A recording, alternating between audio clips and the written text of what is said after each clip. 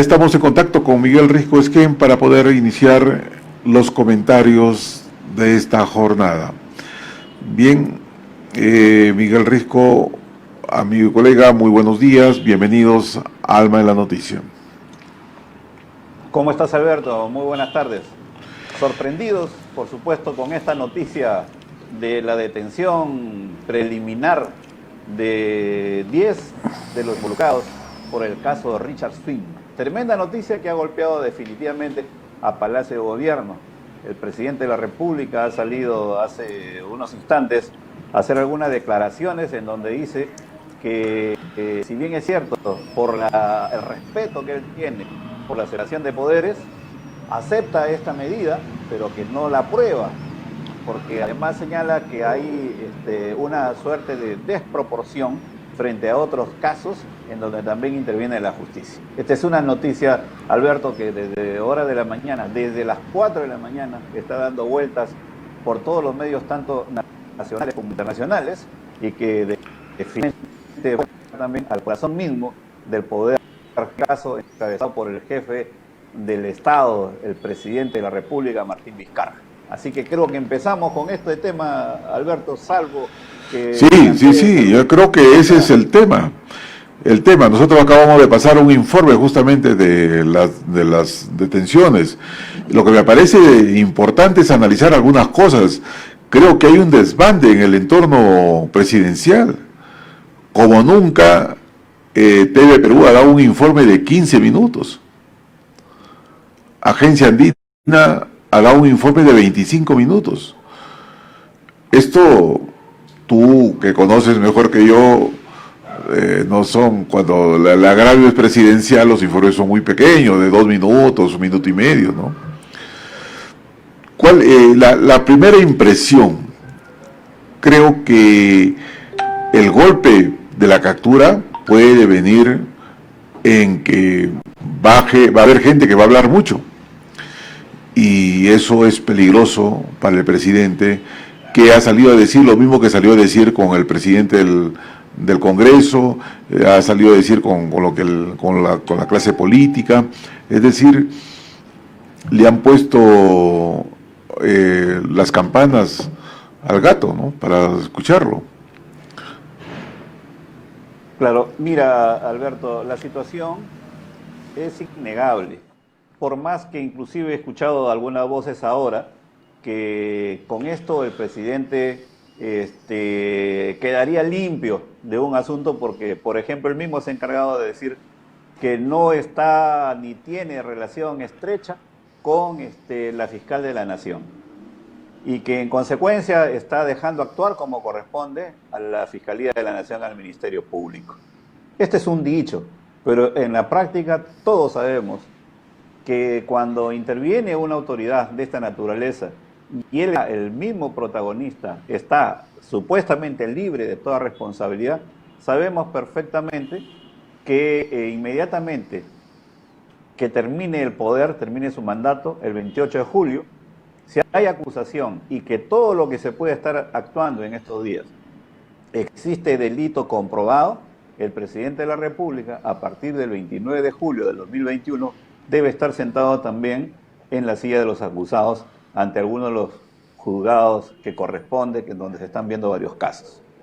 Hoy día también, acuérdate que acaba de salir Hildebrand en sus 13, en donde hablan también de 3 casos fiscales en donde sí hay acusación y que en todo caso se está postergando para que cuando el ciudadano Martín Vizcarra quede libre del cargo que tiene actualmente, entonces tenga que sentarse como cualquier ciudadano ante la justicia.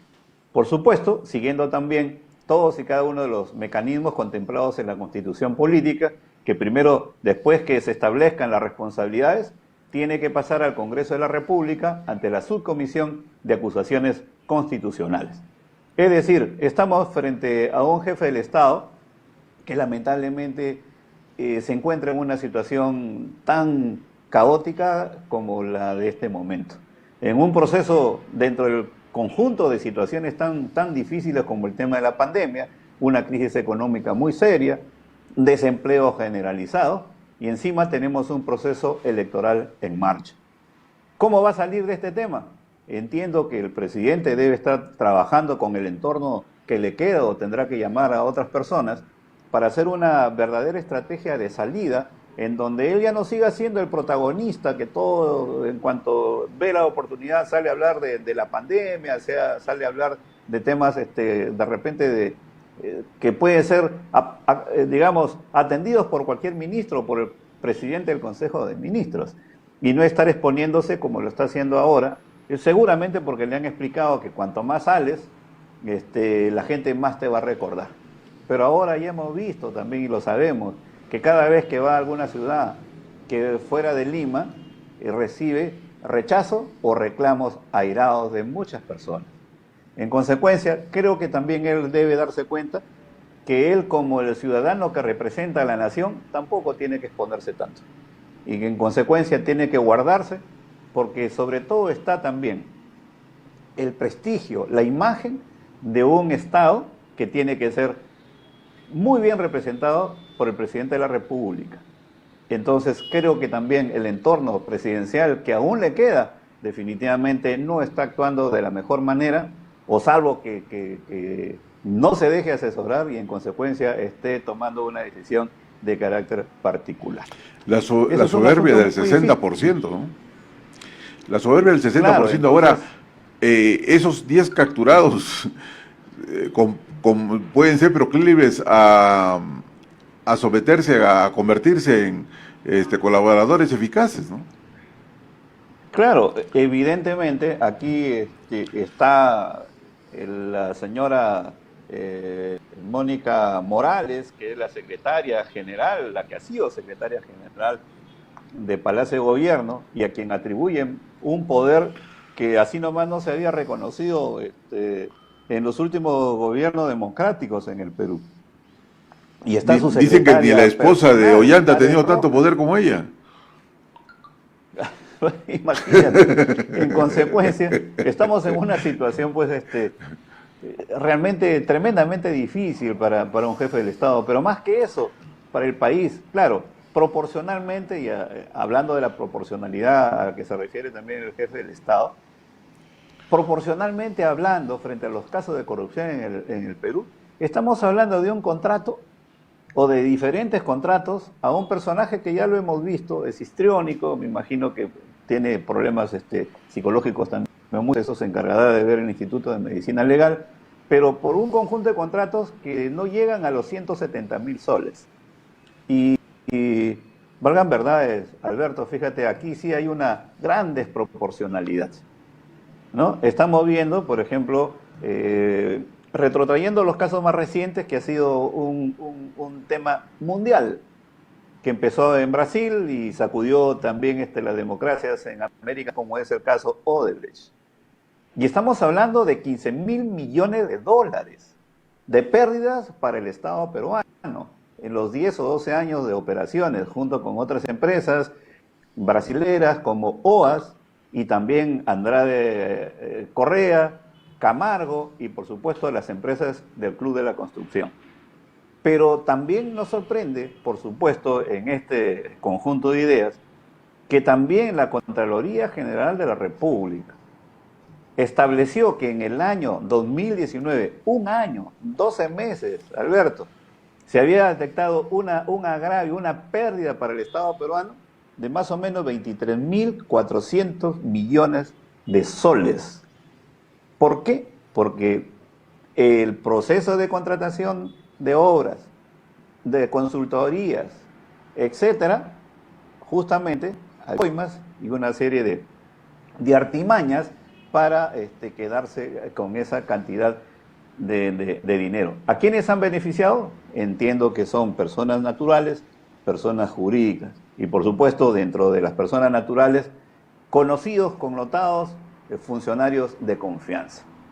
Entonces estamos frente a una situación en que la corrupción evidentemente se ha enquistado en el Perú y que ahora, de cara a las nuevo proceso electoral, evidentemente rogamos a Dios que realmente se manifieste a través de personajes, candidatos presidenciales, que no solamente ofrezcan resolver, sino que cuando lleguen al poder realmente enfrenten directamente a estas organizaciones que están enquistadas desde hace muchos años en el poder y que además también pongan, por supuesto, todos y cada uno de los mecanismos anticorrupción a la hora de establecer contratos. No me digan que por el tema de convenio de gobierno a gobierno no va a haber corrupción. Y eso lo estamos viendo, por ejemplo, en el caso de Reconstrucción con Cambios.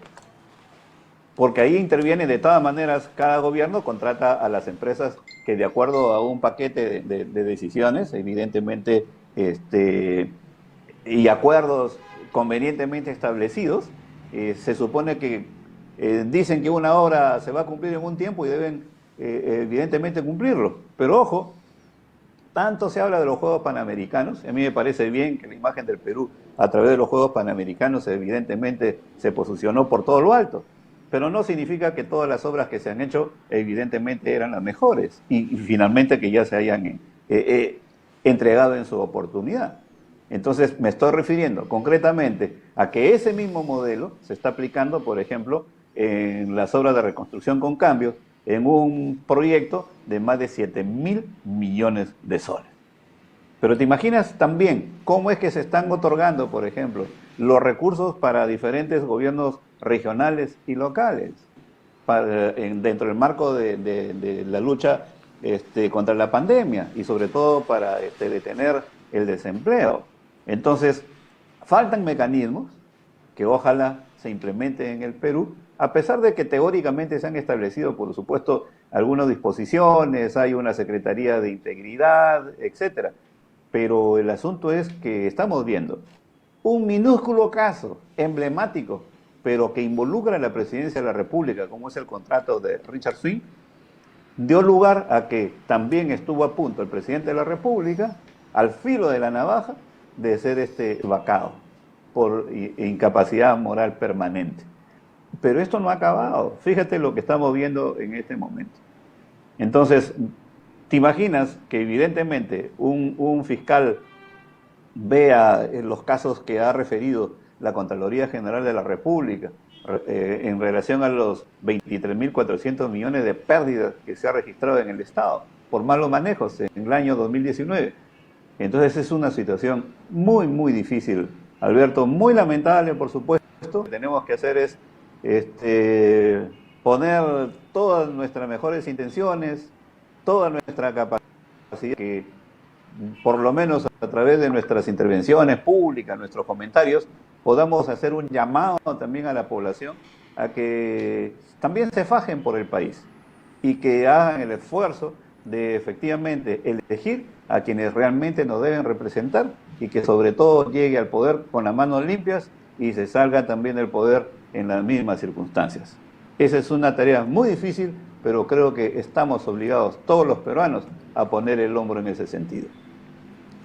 Yo creo que lo que está pasando, como decía yo en el análisis antes de cuando dimos a conocer la noticia aquí en este programa, es que cómo nos mirarán en el extranjero, ¿no? Si bien es cierto que hay desproporciones en cuanto a los montos y la falta de entereza para no mirar con hidalguía los errores que se ha cometido, el problema de las autoridades muchas veces es que la soberbia invade tanto que son incapaces de poder aceptar los errores. Y cuando no se aceptan los errores y no se pide la disculpa del caso, ¿no?, estas van avanzando y hasta que se convierten las faltas en delitos. Y lamentable lo que está pasando. Imagínate cómo nos mirarán en el extranjero, ¿no? Prácticamente ha caído el entorno presidencial. Esto no se había visto nunca antes, como tú dices, en la vida y en la historia del Perú. Ahora, ¿qué es lo que va a pasar? ¿Qué es lo que se viene? Definitivamente lo que habíamos analizado, ya el que haya sido votada la vacancia presidencial, al margen de que no haya tenido éxito los enemigos del presidente, ya esto lo convertía en una situación de bastante precariedad al presidente de la República. Esto lo pone como un inútil en la presidencia de la República, porque la situación obviamente se cae de madura y las situaciones pueden devenir en acusaciones de otro tipo, de otra índole, que puede llevar incluso a situaciones poco halagadoras. Ahora, es cierto, frente a las acusaciones de que la Fiscalía y el Poder Judicial estarían trabajando de cerca con el presidente, creo que la señal que han enviado tanto la Fiscalía como el Poder Judicial es que aquí no pasa nada y el presidente es uno más. Creo que las independencias del poder han enviado su mensaje a la nación sobre su comportamiento. ¿Qué es lo que puede pasar al margen de las elecciones en cuanto a la consistencia presidencial y al manejo del presidente en el cargo?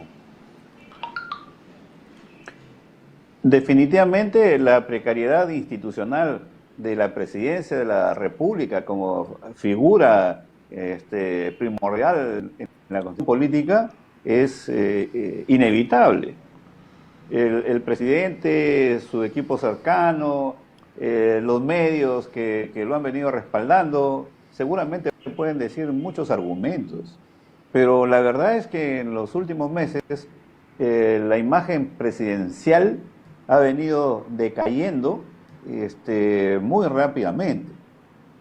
Independientemente de que también se haya acusado al Congreso de la República de establecer la vacancia presidencial de una manera vista. También son figuras que los medios, y los politólogos, los analistas y abogados vinculados también al poder lo han querido presentar de esa manera. Pero creo que sí tenemos que ser imparciales, tenemos que ser objetivos. El hecho concreto, mi querido Alberto, es que la presidencia de la República como tal definitivamente ha caído a unos niveles realmente que va a ser muy difícil que el mismo mandatario Martín Vizcarra sea el que le dé la mejor garantía y por supuesto levante nuevamente la propia imagen. El asunto es difícil. Mi recomendación como comunicador que también ha estado al lado de jefe del Estado es que se guarde, reflexione y que además no enciende la pradera echando la culpa a terceros, como ya lo hizo bastante tiempo con el Congreso de la República, porque también él tiene responsabilidad en la forma en que se eligió a los congresistas, los 130 congresistas más los 5 parlamentarios andinos, en un proceso que fue precisamente iniciado por él. Y que luego los congresistas, por supuesto, ellos no tienen mandato imperativo, propusieron, respaldaron en algún momento la vacancia presidencial. Y lo que es más, ahora también están en una suerte de competencia, fíjate, sobre piedras palos, en competencia, ¿quién es más populista? Y hace un par de días, en una conferencia de prensa, el presidente de la República y la ministra de Economía, María Antonieta Alba, hablaban también de otro festival económico a favor de las clases populares, con este cuento de rebajar hasta en un 20% las deudas que afrontamos muchos en el país, especialmente contraídas dentro del marco de la pandemia. Y ha salido también ya el presidente de la Asociación de Bancos también hablar que las decisiones que se pueden tomar en ese sentido, inclusive también el congelamiento de deudas del Congreso de la República, devienen inconstitucionales. Es decir, son medidas casi desesperadas que están adoptando en el Ejecutivo y también las ganas de querer enganchar con el pueblo de parte del Congreso de la República. ¿Dónde vamos a parar? Y entonces, entre tanto, sigue todavía la situación económica, el tema de la cuarta fase de la reactivación económica en nuestro país no ha cuajado, no está cuajando, y lo que es peor todavía, como lo ha manifestado el propio presidente del Banco Central de Reserva, Julio Velarde, que ahora dice que de los 30.000 millones de soles de esta segunda fase de Reactiva Perú, no se están colocando. Y por supuesto la reflexión es, ¿por qué no se están colocando esta segunda fase de los 30.000 millones de soles de Reactiva Perú? Y porque también hay un asunto fundamental, Alberto. Para que haya actividad productiva, que concluye pues en una manufactura, en un producto, tiene que haber consumo. Y si la gente no tiene plata en el bolsillo, definitivamente, ¿qué va a consumir? No tienes capacidad de consumo. Sí, yo Y he estado, ahí tienen los problemas, por ejemplo, de los famosos bonos que no han llegado pues a toda la gente como así es. sería planificado. Mira, Miguel, tú sabes que la transmisión, tú estás en Lima, yo estoy en Cajamarca. El anteayer, el 30 y perdón, 31 y el primero, me di un salto por todos los centros comerciales y productos. Era fin de mes, se supone que Ujú. vacíos, vacíos, ¿no? Vacíos. O sea, Claro, normalmente son días pues de aglomeración. Ya la gente está acabando el dinero, tanto los que han recibido la bonificación, que debe ujú, habérselo acabado hace mucho tiempo, pero el chanchito ya se está acabando. Las tarjetas de crédito ya no claro. pueden funcionar más. La gente al no tener trabajo ya no está utilizando las tarjetas de crédito. Y entonces deviene una situación de ahondamiento de la crisis. Cajamarca, por ejemplo, la región de Cajamarca está entre las 4 regiones con una caída vertiginosa de la economía. Entonces, la situación se torna peligrosa. O sea, nosotros ya teníamos una recesión fuertísima en Cajamarca por el ochenio extremista. Ahora nuevamente tenemos una situación de la caída por la pandemia y la situación de recuperación económica que se vislumbró el año pasado en 2.5, 2.8. Hoy tenemos un menos 50% que no sé cómo se va a recuperar si es que seguimos mirando de reojo a la inversión minera y a la gran inversión como si apestaran. O sea, definitivamente la Ujú. gran inversión tiene que entrar con las exigencias ambientales, las exigencias, todo lo que tú quieras, pero tiene que haber, y las empresas que se adecúan y aceptan cumplir exactamente las disposiciones del Estado en cuanto a medio ambiente, cultura y sinergias con la población de buen vecino, adelante. Las que no, no, pues. Pero tiene que haber alguna metodología, el Estado tiene que acompañar estas decisiones, pero no las hay y las tenemos abandonadas y la población sin empleo y las circunstancias que se están perdiendo. Imagínate, el oro está sobre los 2.000 soles, perdón, $2.000 en la onza, precio histórico, y los commodities están hablando de que este es un precio que se puede mantener en los próximos 6, 7 años. El cobre ha pasado de 60, 80 céntimos la libra eh, Ujú. a más de $2.50. Estás hablando del triple, cuádruple del precio del histórico de los últimos 10, 15 años del Claro. cobre. Entonces, ¿qué esperamos? Eso, nadie está mirando eso. Y están dejando a las empresas que dentro de sus posibilidades puedan operar sin sentarse a hacer una concertación nacional, un diálogo permanente, o el Estado pueda acompañar directamente, ¿no? Un ministro que para mí delegitimado, eso de que me llamó, ¿quién lo llamó? ¿Lo llamó el presidente del Congreso? No, un patita que llegaba una vez cada 3 meses al Congreso, me llamaba para conversar de que yo me quede. Oye, no fastidie, disculpa, le iba a decir una lisura, ¿no? Pero no fastidie, que como un señor ministro va a decir que el amigo del presidente, o ni siquiera el amigo, un conocido del presidente, que se había inscrito hace un mes en Acción Popular, lo llamó porque para decirle que él se quedaba como presidente. O sea, imagínate, hermano, ¿a qué extremo estamos llegando? Yo conozco a don Miguel Inchausti y tengo bueno, su padre un político de Polenta, pero tenía la mejor impresión del ministro Miguel Inchausti. ¿Cómo va a decir eso? ¿Qué presiones habrá tenido para que pueda decir una cosa de esa naturaleza? ¿No? Imagínate cómo si me encontrase con el portero del Palacio de Gobierno y me diga, de parte del presidente Vizcarra, mañana eres ministro. Sí, me llamó el presidente Vizcarra a decirme que vos eres ministro. No fastidies, hermano. ¿No? Ujú. Entonces, no, la Claro. democracia tiene que cuidarse. Y Miguel Inchaute es hijo de un demócrata carta cabal, no fastidies, hermano. ¿no? ¿Cómo se dejó utilizar como presidente? Miren lo que dice. Por favor. En fin, pero estamos en el Perú. Estamos en el Perú y Sí, está la verdad es que sucediendo todo esto hay un tema... lamentable y seguiremos acá porfiando en este espacio, Miguel, de lucha a favor de la democracia, a favor de la institucionalidad, del Estado de Derecho, de la gobernabilidad y en una lucha frontal contra la corrupción. Creo que eso es la parte fundamental que en esta etapa de nuestras vidas yo puedo decir una frase muy, muy grande de un señor de señores, un cajamarquino, ¿no? Como Alfonso Barrantes, y lo dijo varias veces, no una, ¿no? Dijo, ya ser honesto en este país, ¿no? Es ser revolucionario.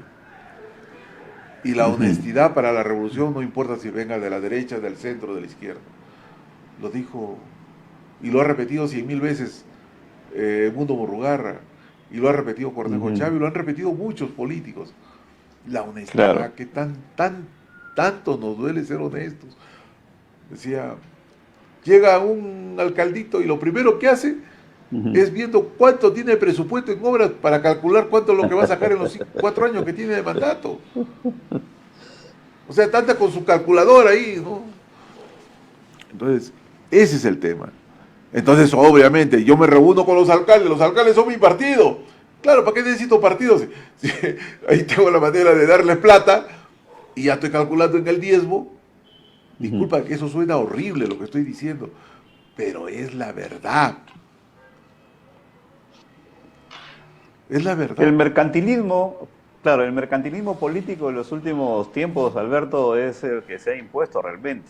Y para estas elecciones, por más que, por ejemplo, uno pueda tener alguna idea sobre el futuro del Perú y además quiénes nos deben representar, de todas maneras vamos a iniciar una nueva etapa también con lo que ha venido ocurriendo en los últimos tiempos, mercantilismo puro.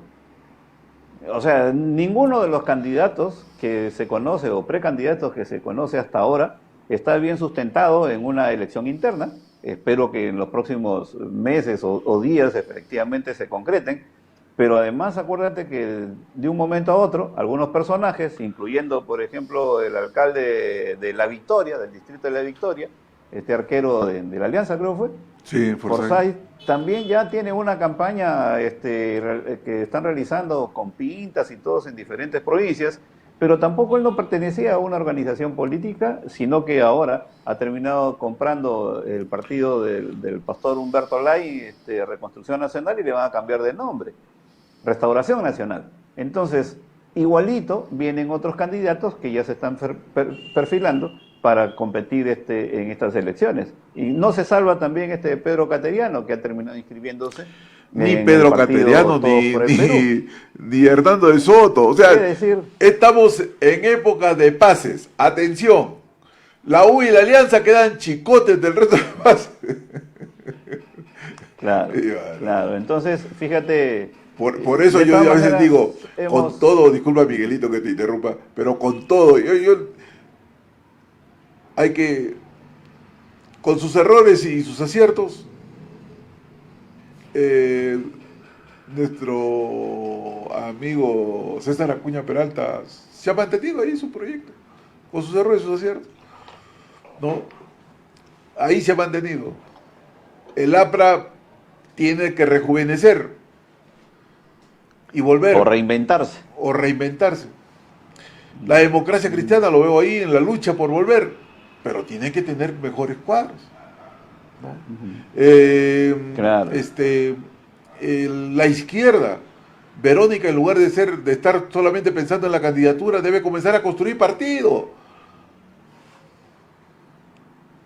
apoderarse, entre comillas, la palabra, de la centroizquierda, ¿no? Y así por el estilo, ¿no? Acción Popular tiene que dejar de pelear. Acción Popular es un partido de centro a centro derecha, que se dejen de pensar que son un partido socialista algunos militantes, pues, saben que no pueden tener cabida. Históricamente la Acción Popular es un partido de centro a centro derecha, ¿no?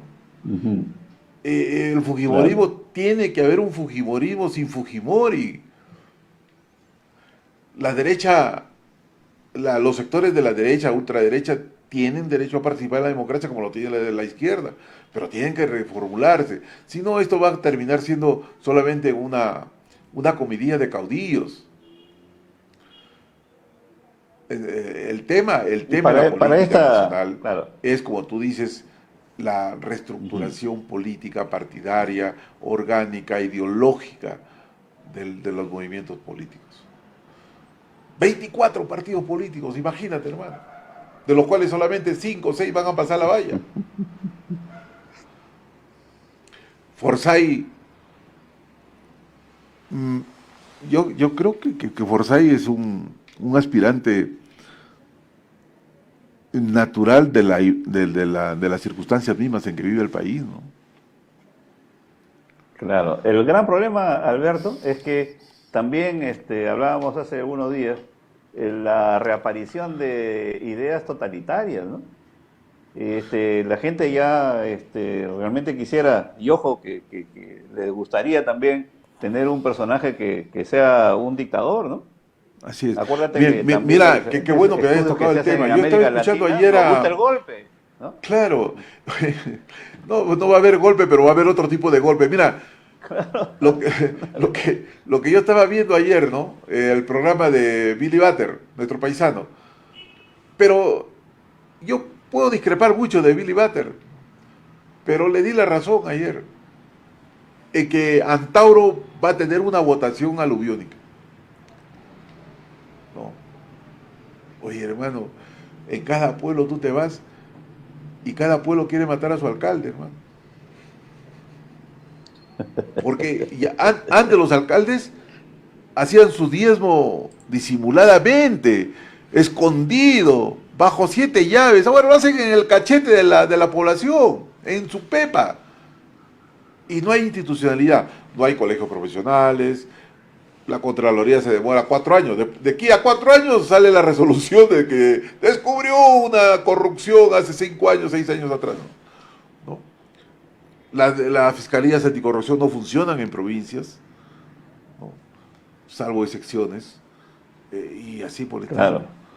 Entonces, la Defensoría del Pueblo no tiene una participación efectiva, es declarativa.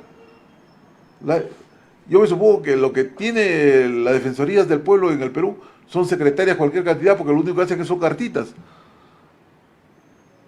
Entonces, ese es el Estado. Ese es el Estado. La Defensoría del Pueblo, junto con la PCM, deben estar presidiendo las mesas de concertación, de diálogo, de integración, de participación. Y no está pasando eso. Pero claro, los municipios, los alcaldes se pelean por estar sentados al lado del presidente. Pero no por los grandes proyectos de obras para sus pueblos, sino cuánto me dan de plata. Ese es el tema. Y es una El Estado lástima lo creo que que está tiene que pasando ser reformado, Alberto, definitivamente. El Estado tiene que ser reformado. Y acuérdate que el Congreso de la República también perdió 2 bastiones importantes que ahora están con la Contraloría General de la República y con la Defensoría del Pueblo. Es decir, las acciones de fiscalización, de control político, estaban realmente en donde ahora se encuentran estas 2 organizaciones, la Contraloría General de la República, así como también el caso de la Defensoría del Pueblo. Es decir, una situación realmente que en los últimos tiempos, obviamente nos hemos acostumbrado a vivir de esa manera, pero también en la nueva Constitución del año 93 se le quitó al Congreso de la República todas las funciones que ahora las tienen la Contraloría y la Defensoría del Pueblo. Definitivamente no tenemos un Congreso, y lamentablemente también los representantes o los padres de la patria que fueron convocados en los últimos 20, 25 años, no han dado la talla correspondiente para darle todo el lustre que requiere y el poder que requiere el Parlamento Nacional. Es decir, ahora, dentro de lo que estamos viendo en este panorama político, Alberto, ¿quiénes son las organizaciones políticas que realmente sí representarían a nuestro país en estas necesidades que tenemos? Entonces, sí necesitamos reconstruir el país, reconstruir los cimientos de la República, y estamos justamente a pocos meses de celebrar los 200 años de nuestra independencia, de convertirnos en república. En consecuencia, lo que está pasando en nuestro país, vemos dolorosamente lo que está afectando, por ejemplo, la majestuosidad de la presidencia de la República, las acciones que hace el gabinete ministerial, que por supuesto nosotros quisiéramos que hagan mejor las cosas. Ponemos el hombro, las ideas también para que se puedan mejorar las cosas. ¿Cuál es el papel que tiene que cumplir también el Congreso de la República y las diferentes instituciones y las empresas del Estado? Y vemos que sí existe una parálisis tremenda, que lo que está haciendo en este tema papá gobierno es evidentemente pagar las remuneraciones de una buena cantidad de personas que no están yendo, no solamente no tienen teletrabajo, sino que físicamente tampoco están yendo a laborar. El Estado, tal como se encuentra, calculo que no debe pasar en utilizar el 20 o el 30% de toda la masa trabajadora de las diferentes organizaciones del Estado. Entonces, ese tema muy triste que está pasando nuestro país, que lamentablemente pues en estos días de mayor crisis, por supuesto, nos hace preocuparnos mucho más, y ya te imaginas todas las personas, por ejemplo, que no tienen empleo en este momento, que no tienen qué comer en este momento, que tienen hijos menores de edad, personas que tienen familiares enfermos y que ya sabemos, por ejemplo, si están enfermos de COVID, el cuento de los convenios entre el Estado, el Ministerio de Salud y las clínicas privadas no ha resuelto absolutamente nada. Siguen pagando 600, 200, 300 mil soles para poder ser atendidos. Es decir, estamos en una situación en la que, por supuesto, no hemos visto que eso haya ocurrido en otros momentos, pero mira, no nos queda otra cosa que comenzar a trabajar en las nuevas ideas que tienen que dirigir nuestro desarrollo nacional. Tenemos que sobreponernos, ya lo hemos hecho. Ahí están las gestas libertadoras que hemos tenido también de nuestros antepasados.